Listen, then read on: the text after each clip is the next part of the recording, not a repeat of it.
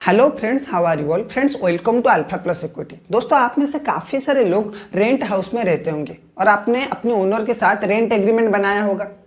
आपने हमेशा देखा होगा कि जो भी ओनर होते हैं हाउस के, वो हमेशा 11 मंथ का रेंट एग्रीमेंट बनाते हैं। आप उन्हें बोलोगे कि 2 महीने, 2 साल, 3 साल मुझे इस बिल्डिंग में रहना है, लेकिन फिर भी वो कितना महीने का बनाएंगे? 11 मंथ का। और वो ये बोलेंगे कि हम क्या करेंगे, इस 11 मंथ के जो रेंट एग्रीमेंट है उसे बार बार रिन्यू करते रहेंगे। तो आपने कभी ये सोचा है कि ऐसा क्यों होता है? क्यों ये 11 मंथ का रेंट एग्रीमेंट बनता है? कभी आपके दिमाग में ये क्वेश्चन आया है क्या? दोस्तों, क्या आपको पता है कि ये रेंट एग्रीमेंट क्यों हमेशा 11 मंथ का बनता है? अगर आपको इसका आंसर नहीं पता है तो आज इस वीडियो में आपको इसका आंसर मिलने वाला है। दोस्तों, ये जो 11 मंथ का रेंट एग्रीमेंट बनता है, इसके पीछे एक रीजन है। इंडिया में एक एक्ट है दोस्तों, रजिस्ट्रेशन एक्ट 1908। ठीक है।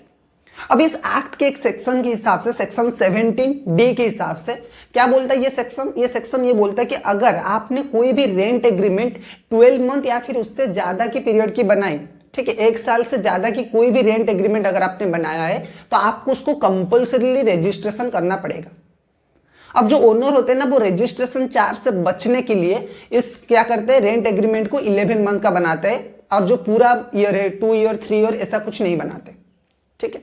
तो सर, कितना रुपए का ये रजिस्ट्रेशन चार्ज लगेगा? आपको एक फ्लैट रेट देना पड़ेगा 1100 का। कोई भी एग्रीमेंट हो, आपको एक फ्लैट रेट देना पड़ेगा 1100 का। ठीक है। उसके साथ आपको 8000 तक की सिक्योरिटी डिपॉजिट भी देना है। ठीक है। और जो मेजर कॉस्ट आता है ना, वो ये आता है कि जो भी आपका एनुअलाइज्ड रेंट होगा, ठीक है, जो भी आपका एवरेज एनुअल रेंट होगा, उस एवरेज एनुअल रेंट से आपको 2 to 5% का देना है चार्ज गवर्नमेंट को। ठीक है। ये जो 2 to 5% का चार्ज है, ये वैरी करता है स्टेट टू स्टेट, किस स्टेट में ये कितना चार्जेस होगा। ठीक है। तो ये जो 2 to 5% है, वो आपको जितना भी रेंट आप कलेक्ट करते हो ना, एवरेज रेंट, उसका 2% देना है। तो इसी चार्जेस से बचने के लिए क्या करते हैं ओनर लोग, क्या करते हैं, 11 मंथ का रेंट एग्रीमेंट बनाते हैं। दोस्तों, अगर हम दिल्ली की बात करें, दिल्ली में अगर आपको एक प्रॉपर्टी रेंट पे देना है और आपको एग्रीमेंट बनाना है, तो उसके लिए आपको कितना चार्जेस देना पड़ेगा? आपको एक फ्लैट चार्ज लगेगा 1100 का, आपको सिक्योरिटी डिपॉजिट देना है 8000 का, और उसके बाद आता है कि अगर आप रेंट एग्रीमेंट 5 साल से नीचे की ओर बनाते हो, मतलब 1 साल से ज्यादा और 5 साल तक बनाते हो, तो आपको देना पड़ेगा 2% ऑफ एवरेज एनुअल रेंट। ठीक है। अगर आप 5 साल से ज्यादा पीरियड के लिए बनाते हो लेकिन 10 साल से कम पीरियड तक बनाते हो, तो आपको देना पड़ेगा 5% ऑफ एनुअल रेंट। ठीक है। अगर आपको 10 साल से ज्यादा बनाना है, 20 साल तक, तो आपको क्या करना है, 5% देना है, लेकिन double value of average annual rent, यानी कि जो भी आपका एवरेज एनुअल रेंट आएगा, ठीक है, उसका डबल प्राइस आपको पे करना है। दोस्तों, इसी चीज को अब हम एक एग्जांपल के साथ समझते हैं। मान लीजिए कि आपका दिल्ली में एक घर है और जिसको आपको रेंट पे देना है। ठीक है। आप ओनर हो उस बिल्डिंग के, आपको उस घर को रेंट पे देना है और आप जो टेनेंट है वो चाहता है कि 2 साल तक इस घर को रेंट पे ले। ठीक है। तो आपने क्या किया, टेनेंट और आपके बीच में एग्रीमेंट हुआ और आपने ये बोला कि जो पहला साल है आपका मंथली रेंट रहेगा 20,000 रुपीज का, यानी कि आपको एनुअली कितना मिलेगा, 2,40,000। ठीक है। उसके बाद आपने ये डिसाइड किया कि जो नेक्स्ट ईयर होगा उसमें रेंट आपका बढ़ जाएगा और वो हो जाएगा 22,000 का। ठीक है। तो इस हिसाब से आपने रेंट डिसाइड कर लिया। तो इस अगर आप ओनर हो तो आपको कितना कॉस्ट पड़ेगा अगर आप इस रेंट एग्रीमेंट को क्या करते हो, 2 इयर्स का ही रेंट एग्रीमेंट बनाते हो और उसको रजिस्ट्रेशन करते हो। ठीक है। तो पहले आपको देना पड़ेगा 1100 का फ्लैट कॉस्ट। ओके।